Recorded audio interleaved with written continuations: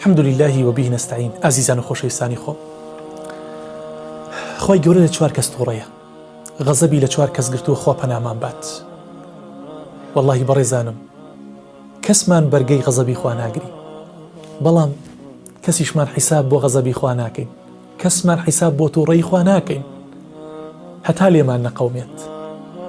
خوشکێکی بەڕێز پێڵێ ئەو بۆ برۆ هەڵگرتووە نازانی نەفرەتی خوای لەسەرە، ئەوە بۆچی پانتۆڵت کردوتە پێت، بۆ ئەم جلە مۆدانت کردوتە بەرت، ئەی نازانی خوا لێت تووڕەیە، ئەی نازانی بەر نەفرەتی خوا کەوتوتە، ئەسڵەن حیساب بۆ قسەکانت ناکە، وەکە ئەنەما ئەم وشانە بوونی نییە. برا عەزیزەکەم، ئەم مامەڵەی تۆ دەست داوە پێی، نەفرەتی خوای لەسەرە، خوا لێت تووڕەیە، ئەسڵەن گوێ بۆ قسەکانیشت ناگرێت، ئەسڵەن بە کەسێکی زۆر متەخەلیفیشت حیسابەکات. واللهی بەڕێزانم، غەزەبی خوا قووەت و هێزی خوای پەروەردگار وەکو قووەت و هێزی ئێمە نییە، وەکو غەزەبی مرۆڤەکان نییە، لەیسە کەمیثلیهی شەی. واللهی خوا لێت تووڕە بێت، ئەگەر هەموو کەون، ئەگەر هەچی هێزی دنیا هەیە پشتیوانی تۆ بێ، سوێن بەخوا پشتت دەشکێت. بۆیە وریا بە عەزیزەکەم، پێغەمبەری خوا صلی الله علیه وسلم فەرمێ خوای گەورە تووڕەیە لە ئەم چوار کەسە. یەک لەوانە البەیاع الحەلاف، کەسێکی دوکاندارە، عەرەبانە چییە، لە مەیانەکەیە، بەڵام لەسەر کڕین و فرۆشتن خەریکی سوێن خواردنە. بەخوا ئەوەنم پێداوە، بەخوا ئەگەر بەوەنە بدەمێ زەرە دەکەم، بەخوا لە شوێنی خۆی لە کارگەکە لە فڵان وڵات ئەوەنم پێداوە، ئەگەر ڕاستیشکەی مادام ناوی خوای پەروەردگار بۆ بەرژەوەندیەکانی خۆت، بۆ داهات، بۆ دەستکەوتنی پارۆپۆلی ئەم دنیا بەکارەهێنی، خوای گەورە ڕقی لە تۆیە.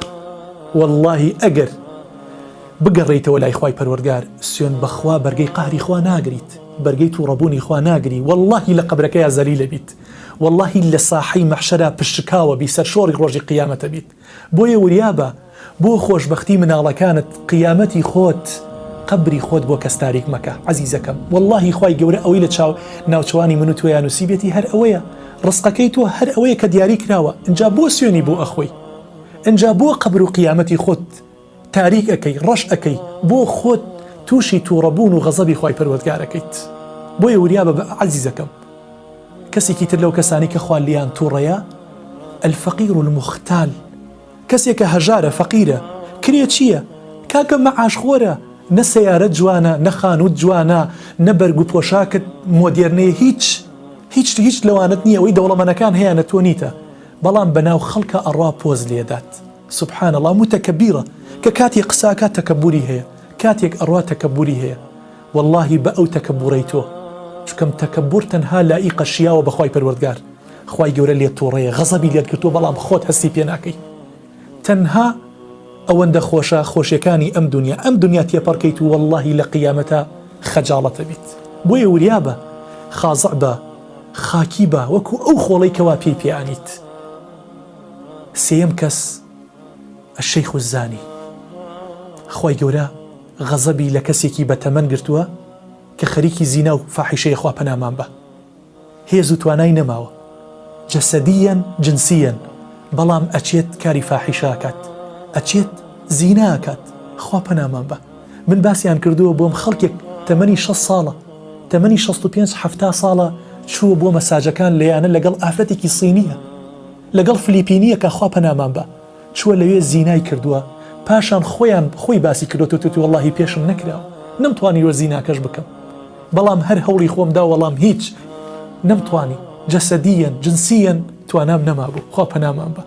چونکەم ئەم کەسە توانای لاشەیی، توانای جنسی نەماوە، ئەچی هێشتا هەوڵی بۆدا، هەر هەوڵی حرامەدا، خوا لەم ئینسانە زۆر تووڕەیە. بەس بگەڕێتەوە خزمەتی خوا، والله پشتت ئەشکێت، والله خوای پەروەردگار قەهر و غەزەبی خۆی تووشی ئەم ئینسانە ئەکات. چوارەم سنف الئیمام الجائر، کار بەدەستێک کە زوڵم لە ژێردەستەکەی خۆی بکات، هاو نیشتیمانیەکانی خۆی بکات، موچەیان نەداتێت، زەویان لێزەوت کات، ژیانیان لێ تەنگ کات، سجنیان کات، ئازاریان بات، ستەم و زوڵمیان لێ بکات. واللهی ئەم کەسە لە قیامەتە خوای گەورە زۆر لێی تووڕەیە، بەرنەفرەتی خوا ئەکەوێت، قڕ بەسەر ئەو کەسەی ئەم چوار سیفەتەی تایە. واللهی لە دوای مردن هەچەنی هاوارکی بڵی خوایە ئەگەڕێمەوە، لە کاتی کڕین و فرۆشتن و مامەڵەیە سوێن ناخۆم، خوایە بەسەر ئەرزە ئەگەر دینارێکیشم نەبێ من تەکەبور ناکەم. خوایە گیان ئەگەر هەچی قووەتی دنیام هەبێ من زینا ناکەم. خوایە گیان ئەگەر هەچی سەڵتەنەت و کورسی دنیا هەیە بیدەی بە من بمکەی بە پاشای هەموو کەون، خوایە من زوڵم لە ژێردەسەکانی خۆم ناکەم. کەلا ئینەها کەلیمەة هو قائلها. هەموو کەسێ ئەو هاوارەی لێ بەرزە بێتەوە. بۆیە ئەم دنیاە فرسەتە بەڕێزەکانم، با بۆ خۆشیەکی کەمی ژیان تووشی غەزەب و تووڕەیی و قەهری خوای پەروەردگار نەبین. شکەم وەڵڵاهی ئێمە بەرگەی هیچ ناگرین.